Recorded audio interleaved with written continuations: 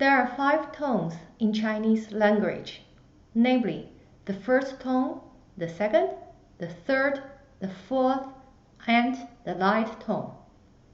For practice purpose, let's use the sound ma as an example.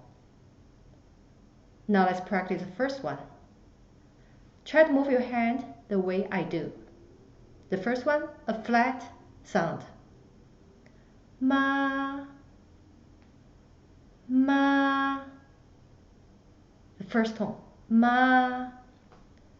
Mom, like everybody else in the world, calls the mom or mother. The second tone, ma, it goes up.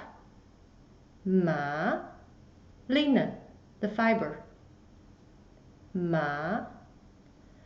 The third tone is the most complicated among the 5. It goes down first and then go up. Ma, ma. Ma is a horse. The fourth tone, the sound goes down. Ma, ma. Last one, the light tone, ma. Chinese call mom, mama. So 2 sounds. The first one is the first tone, ma, ma. The second one is a light tone. Now let's repeat. The first tone, ma. Second, ma.